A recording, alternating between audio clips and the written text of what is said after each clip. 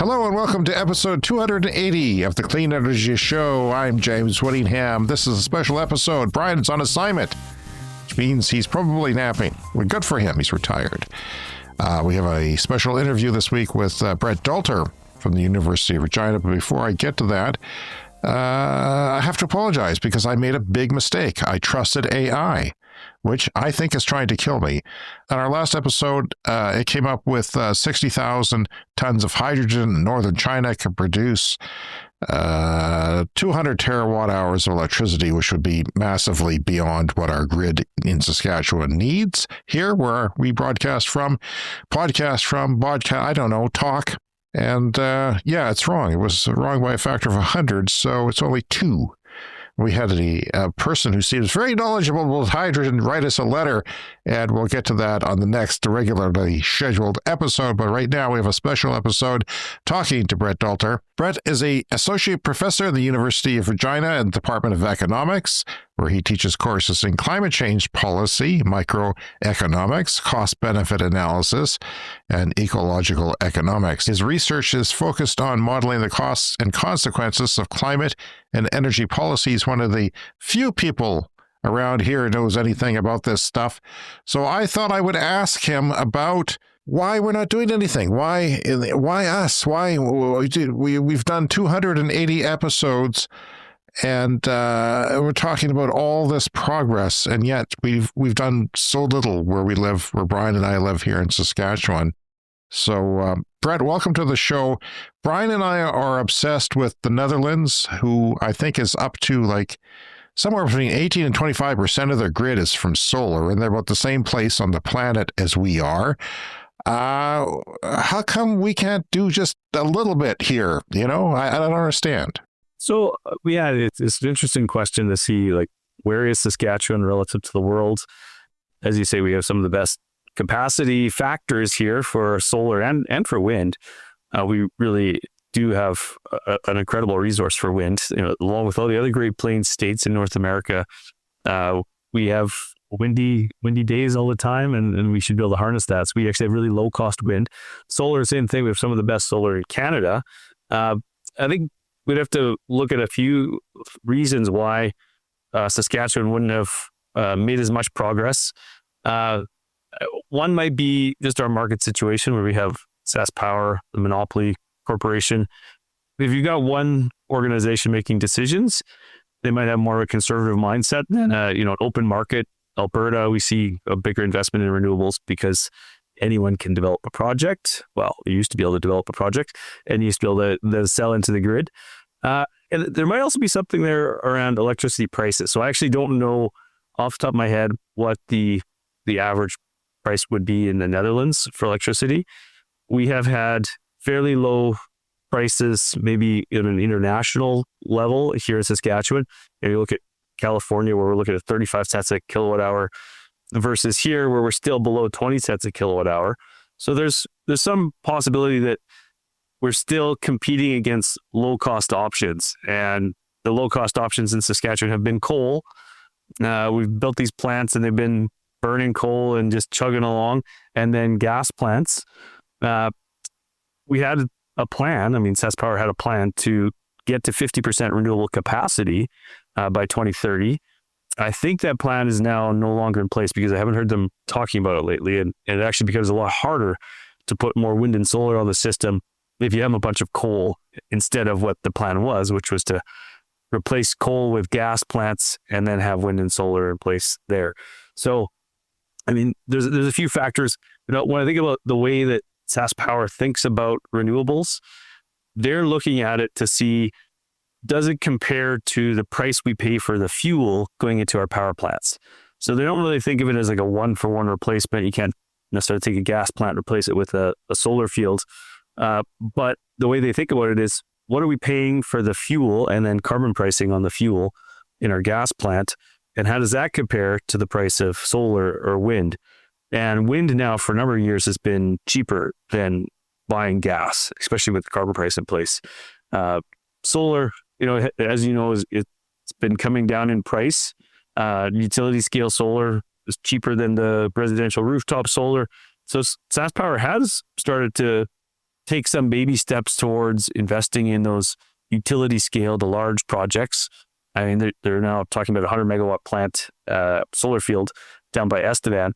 So I think they're starting to see the economics, or they were. But we had this disruptive event as of January, there's the global disruptive event of the U.S. election, but then in our province, there's this disruptive event of deciding we're going to break 2 federal laws, actually probably 3, and just keep running our coal plants. And so that has changed the mix once more. SaskPower, I think, was looking at wind and solar as something that made a lot of economic sense. It was low cost, replaced fuel, zero emissions. And now they're being told to keep the coal plants running, which really messes with what they had been planning. Gas plants and solar and wind work really well together. Coal plants and solar and wind, not so much. So there was a solar plant planned for Northeast Regina that was 10 megawatts from Kruger Energy. It was announced in 2020, and it was going to come online at the end of 21 or into 22, and it's gone now. I contacted them, and SaskPower hasn't announced the cancellation of that. As far as I can tell, I haven't seen any news coverage or anything in their press releases. But what types of challenges would people run up against when they're trying to put up a solar farm near Regina, just a small one? Well, I mean, we have this issue, the historic SaskPower Act. So by legislation, when SaskPower is established, they're given a monopoly over the electricity sector. And that means you can't build anything unless SaskPower has asked you to build it. And they've issued a request for proposals to get you to build in a specific location. So I think that means it's up to SaskPower how fast they want to roll out renewables. And because SaskPower is a crown, we also have that, there's a big influence from the provincial government and the cabinet and the Minister of Crown Investments Corporation to say whether one plan or another makes sense. So I think that's the big challenge. You can't just say, hey, this looks like a good project, we're going to build it. You need that go ahead, that green light from SaskPower to say, we want someone to build it, and then you have to compete to be the project proponent who actually builds it. So it's sort of a 2-step process that starts with SaskPower initiating things. So I think, that's one constraint. There has been some examples. I think the Saskatoon or the Saskatchewan Solar Co-op has had some success with building solar to supply industrial processes, industrial facilities, and just doing it behind the fence where they're not having to sell to SaskPower and then have the other company buy from SaskPower. They're just generating the solar, which means you're lowering the need for that company to buy from SaskPower. And that's a bit of a workaround that the Saskatoon Co-op has made work, so that it's not going to lead to big 10 megawatt or 100 megawatt projects though. So, no one facility is going to need that much. No. Getting back to the Netherlands, I just looked it up. It was 0.23 euros per kilowatt hour, which is roughly maybe 50% more than what we pay for retail. Is that right? So a euro is 1.63. So if we're saying, what was it? 2.23? 2.23 roughly, yeah. 38 cents a kilowatt hour. So we're looking, probably about over double electricity prices. If you're having to buy at 38 cents a kilowatt hour, then solar's, even with a low capacity factor, solar is going to make a ton of sense. And if you have an open market where you can do that, I'm assuming in the Netherlands, someone could build a project and just bids into the market. It's not like a crown corporation situation. So yeah, I mean, they're kind of up there near California prices, so that 35, 40 cents a kilowatt hour, and probably Saskatchewan will be there in not too long when SaskPower looks at their future supply options. They have talked about how they're all more expensive than anything we've built in the past. Even when they're building the gas plants, I don't know what's been happening. Maybe it's the COVID supply shocks and those disruptions, but it's now a gas plant is twice as expensive to build as it used to be. So there's going to be more expensive electricity in the province for most things, for all the thermal plants or all the dispatchable plants, which does again, speak to the potential for more renewables to play a role. But realizing that renewables really that SaskPower logic is, we are taking fuel away from these plants. Every time a wind turbine spins, we can turn down the gas plant and have it run less. We burn less natural gas. And so they're still looking at it on that fuel basis. So, I mean, one thing that could drive more renewables in Saskatchewan is if the federal carbon price stays on industrial emitters. In Saskatchewan, we've told all the industrial emitters that our price is now $0 a ton, but the federal price is still $95 a ton. And at $95 a ton, I think I could check the numbers, but you are talking about fuel that's, at least, looks like, at $2 a gigajoule, and at $95 a ton, you're looking at $45 a megawatt hour fuel and carbon price for a gas plant, which is about the cost of wind. So right now, you're kind of breaking even as soon as the carbon price goes up at all. Like, wind is cheaper, and solar would soon be cheaper. Solar in Saskatchewan is a bit more expensive than wind, but wind, the levelized cost is still sitting. Let's see, I've got it around $41 a megawatt hour. Okay. So yeah, carbon pricing will be important. If Saskatchewan is told by the federal government and the Supreme Court again that we have to have a carbon price, then that really means wind and solar remain highly competitive against just the fuel portion of a gas plant, just burning that fuel. Okay, well, the Netherlands has, like Australia, 1/3 of the rooftops, residential rooftops, have solar now. And I imagine the payback period's faster when you have high electricity prices. When I got my solar in 2018, the installer was projecting a 5% increase per year in power rates. And that seemed possible because we seem to have regular rates go up, 5% here, 6-7% there each year. Was 1 year, I think it went up twice. Why has it stopped going up in price? They seem to have kept in. Well, yeah, it's interesting. I mean, look at SaskPower in the first quarter of this fiscal year posted $136 million loss. So they've stopped increasing rates, but really they need to increase rates in order to not be going into debt and to break even. So I think right now you see the flavor of the day in politics is the cost of living and affordability. And so I think you have political pressure to keep utility rates low, even if they really should rise in order to cover the costs of operating SaskPower.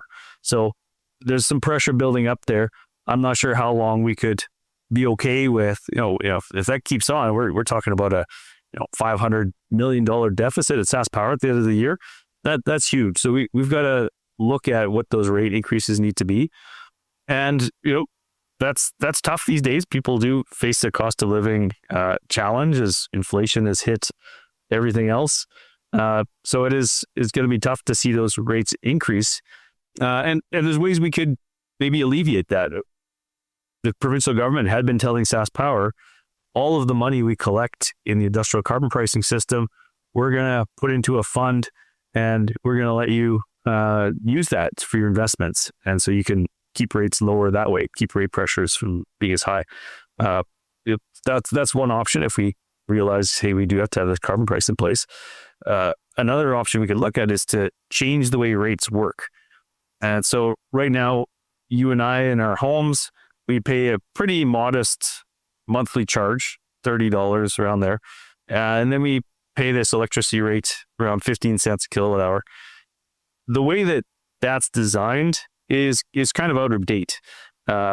We could change it so that that electricity price that's measuring the cost of energy is lower, which would actually encourage electrification, encourage more people to drive electric vehicles because that price becomes even lower, and increase that monthly charge. And so there are jurisdictions that are looking at that. California had a look at that. The idea is that most of the electricity system is this fixed capacity that has to be there for peak demand. It doesn't matter the usage day to day. You're paying for all of the plants that have to be there on the dark night in December when the turkeys are in the oven and the Christmas lights are on and you're using all this power. So you've got this fixed cost that really means our fixed charge should be higher and that per kilowatt hour charge should be lower. Maybe it's 8 to 10 cents a kilowatt hour, which again encourages electric vehicles. That would change the way we look at electricity, makes it cheaper to use, cheaper to electrify. Also, though, would change the economics of the rooftop solar. So this has been SaskPower's complaint about rooftop solar. They're saying you're being rewarded at the residential rate, but really our rate design isn't what it should be. Really, we want to give you, 6 to 7 to 8 cents a kilowatt hour, but we're giving you in effect 15 cents a kilowatt hour. So they're not happy with people being compensated at that residential rate because they know the rate's design is not as it could be. So that actually straightens out that problem where we then have solar competing without any cross-subsidization. They'll say the word cross-subsidization, the idea that those people that have solar, they get paid too much, and then everyone else has to pay more on their electricity to support the solar people. So if you change your rate structure, you get away from that being an issue. You can also look at changing the rates in a way where, you move to the higher fixed charge, but that is income tested. So if you're low-income households, you pay a lower monthly charge, and that's going to mean we help with the affordability issues. Higher income households who have enough to spare would pay that full charge that's required. So there's different things that can be done to change rates and change the way rates are designed so that when we have rates that are required to pay for a system, we don't have these affordability challenges. Okay. So when it comes to our climate, is it true that wind turbines have to be shut down at -30? Someone from the government claimed it was -25. Do you know which it is? I'm not sure the exact number. I have heard that before. I believe there's research into changing that, improving it so we can have them functioning at lower levels. I think I've heard in the past there's talk about you'd have to actually heat the thing, but I think that was an older technology. But yeah, I'd have to go dig around and ask an expert in the turbine technology to see what happens there. From what I understand, it's a cold weather package will add to the cost of the turbine and take away the the levelized cost of electricity because you have to use some of the energy to heat the gearbox, whatever that little room is called at the top where the gearbox is, and the inverters and the blades have to be de-iced. And then they'll function only to -30, from what I understand. So if I assume that wind, because of our, seasonality of solar, would have to play a major part of decarbonizing Saskatchewan. I sent an email to Mark Jacobson at Stanford and said, is this true? He still says that wind, water, and solar can solve our problems, and he hasn't modeled Saskatchewan. But I'm always kind of fascinated by the three prairie provinces because we are so cold. There's 6 million people here, and our family drives electric cars, and you can tell that they're not really made. They could tweak them a little bit. They could add warmers or insulation to the batteries to make them more efficient in the heating in the winter and different things. You can tell things aren't necessarily made for our climate. And my co-host has a heat pump, and Biden had this kind of prize for heat pump companies to increase the lower the temperatures that they work at, but nobody's going to make one for -40. I mean, it seems like it could be possible. I'm talking about air source, of course, here. So is your view that if we want to decarbonize building heating, it has to be ground source heat pumps, or how would we possibly approach that here? Yeah, I mean, there are these challenges in places that have really cold winters, and Saskatchewan, Alberta, Winnipeg, we're all in that category. I think on the electricity generation side, we know we can build facilities like gas plants that keep running at cold temperatures. Texas, when they had their big outage a few years ago, part of the problem was that their gas plants froze up and weren't functioning at cold temperatures. So they obviously weren't equipped with what they needed to be equipped with. So I think there's a possibility to, as you say, tweak designs and make it work in cold climates. I mean, if we wanted to be leaders in this field, there's probably room for us to look to innovate there, do the research to figure out how do you build the cold weather wind turbine and how do you build the cold weather heat pump and the cold weather EV. Likely our market is so small that the big companies haven't been paying as much attention to that, to say, well, we could do all this research, we're only going to sell to these 6 million people. But it is a challenge. So I now have an air source heat pump, and I didn't get rid of my natural gas furnace. It's still the backup for cold days. which is... See, my co-host is just using electricity, basically 100 at a resistive heating furnace. So he's getting a bill that's like $800 more than he used to get. And that's not, what anyone's going to do. Mhm. But you're just using natural gas, which seems like a good idea Yeah. as a backup. Yeah, it's part of the challenge. Like air source heat pumps. Actually, I'm going to be doing a talk on Wednesday, October 1st for the Energy Management Task Force. It's a Saskatchewan group talking about the economics of EVs and heat pump adoption. And so one of the things I've looked across the country to see how air source heat pumps look from an economics perspective. Like, do you get a payback? And there's a lot of places in Canada where you do. The places where temperatures are a little milder. Most of the population. Yeah, most of the populated areas like Southern Ontario, BC, you're okay. And it depends what you're switching from. So if you're switching from heating oil in Atlantic Canada, you're saving money. If you're switching from resistance heat, this baseboard heat, you're saving money. But it's only in these, Alberta and Saskatchewan and potentially some of Manitoba, you have this low cost natural gas. Used to be a little higher cost. We had a carbon price. Now it's rock bottom prices again because there's no carbon price. We've got low cost natural gas and the cold winters, and those two things mean that you're going to pay extra for the air source heat pump and the electric heat. Makes me think that part of the innovation that's needed in our cold prairie provinces is to look a bit more at the district heating options. Like, can you, or at least scaling ground source heat pumps? Can you find ways to scale up the installation so that we have a machine that can fit in people's backyards and can do the boreholes and get those ground source heat pumps in place and scale it so that machine is always busy so it doesn't have to charge as much to work. I think that would be one thing to explore, to see, could we drive more adoption of ground source heat pumps, which then reduces the need to have a backup. And SaskPower would be happier also because their peak is still winter peak when it's really cold out. And if everybody has switches from natural gas to resistance heating, then that peak really goes up and then they're not too happy. But if you're switching to the ground source heat pump, that keeps the edge off that peak. Okay. As an aside, did you have trouble finding an installer? Because it seems like a prairie problem when people try to go the heat pump route, that there's not really the experience there. Yeah, I mean, I did find an installer, and I used an installer that another person I'd met had used. So they at least I knew that at least one. I think it is still a new technology. You can tell when the install people are there to do their work. I was just having them back in to put a humidifier onto the ducts, and took them a while to figure out why isn't this working. They needed a little bit of an extra piece there to switch the voltage on something to make it work, and they just didn't have the familiarity with it. So I think there'd be some learning involved, and I think that's priced in. So you're going to pay a lot more for an air source heat pump now, when any company that puts it in has this learning curve to figure out, okay, we don't know what we're going to run into. We better put some padding on our costs.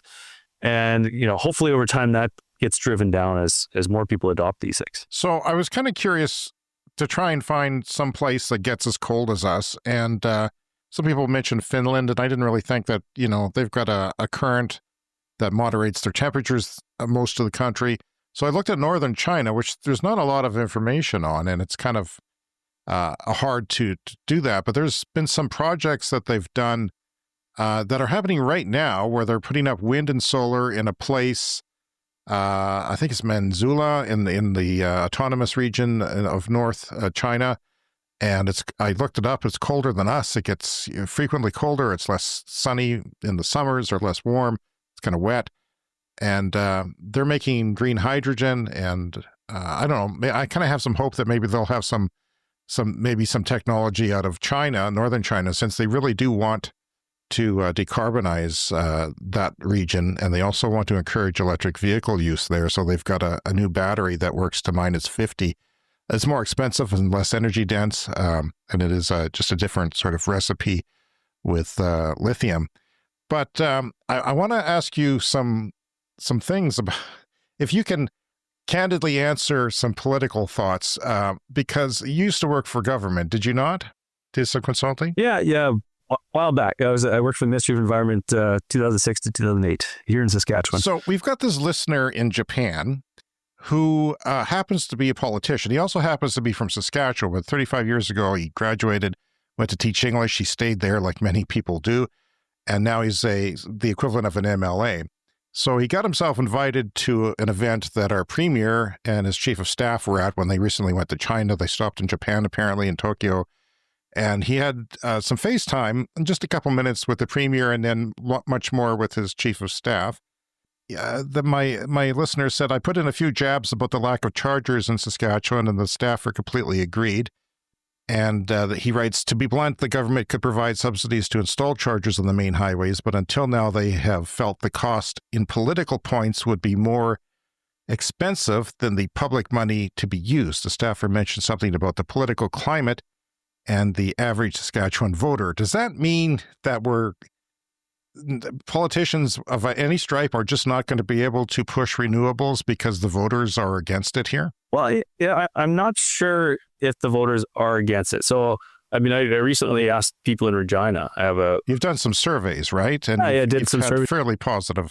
Yeah, response. Regina residents, asking them. So the city of Regina has a 100% renewable by 2050 target, and sometimes when they talk about it as like our operations, but I think the meeting that was council voted on, I think it was more like the whole city, all of us electrify, we get to 100% renewable. So asking people whether they support that, there's still in Regina 2/3 support for that. And if you look at that broader goal of let's get to 100% renewable, it was 2/3 support in 2019, it's 2/3 support now. So that's held fairly constant, but it has become a bit more polarized. So some of the Progressive Party voters, those who would see themselves more aligned with the federal Liberals or the federal NDP, are now increasingly likely to support that target. And some of the people who are aligned with the federal Conservatives are increasingly likely to oppose it. So there's been this polarization develop in the past 6 years around renewables. It didn't used to be there. It used to be more broadly accepted. And so there's something that's gone on in the Conservative voters' minds that has turned them away from thinking about renewables. I mean, we see the way that President Trump talks about renewables. He doesn't like wind turbines. He's called green energy some sort of a hoax or something at the UN last week. So there's this poo-pooing of renewables in certain circles. And I think that's changed. When Saskatchewan, under Sask Party government, created this goal of 50% renewable by 2030. And that was the Sask Party's goal. And so there was a time when a right of center party could look at renewables and say, yeah, these make a lot of sense. They're decentralized. The benefits are all throughout rural Saskatchewan. They're getting increasingly cheap. We can integrate them into our system because we have these gas plants now. And so there was an alignment there. And something has changed, and I'm not sure exactly what it is, but something has changed, at least in the surveys I've done here in Regina. Now, on a national scale, thinking about the charging networks, we have this situation in Canada now. For all your Canadian listeners, they're probably aware that we had that zero emission vehicle regulation that said manufacturers had to sell a certain quantity of zero emission vehicles, basically electric vehicles, by 2026. They're supposed to sell 20%. If they didn't, they'd have to buy credits from other companies, probably like a Tesla would be selling credits because they're 100% electric. And that's been put on pause for that 2026 year. Now there's talk, it wasn't canceled, and there's this talk of revisiting it, redoing it. And so that might be an opportunity. There's been some folks like Clean Energy Canada who are saying, when we bring that policy back, let's bring it back, and let's give the car manufacturers an opportunity to get credits if they install chargers. And so you're not meeting your target, well, make up for it by installing charging throughout the country. So if that policy gets locked on with the zero emission vehicle mandate, that might be a good way to unlock charging. And I worked with a student here at University of Regina who looked at why do people adopt EVs or not. And charging is important. People's perception of whether they could charge on a trip, if they have charging in their home. So will you be able to find a charger, and will the charger be working? So is it you're going to show up and it's broken? So that high quality charging network, I think, is that important piece that we do need to drive even higher adoption of EVs. And I hope we see it in a revamped zero emission vehicle policy, along with maybe some other changes, like letting in more of the European models of vehicles that are also lower cost electric vehicles, and thinking a bit about, should we have 100% tariff on Chinese electric vehicles, or should that be a little lower, which might also benefit our canola farmers here? So I'm hoping that there's going to be a window where nationally we create some good policy that gets a better charging network built out, and hopefully the car manufacturers are part of that, and that they're seeing they're being asked to invest in that, and then that helps drive their sales. All right. Well, that's everything I wanted to ask you. I appreciate your time once again, Brett. I appreciate making the time for us this week, and I hope to talk to you again sometime. Yeah, thanks. Thanks for the invites, and great to chat.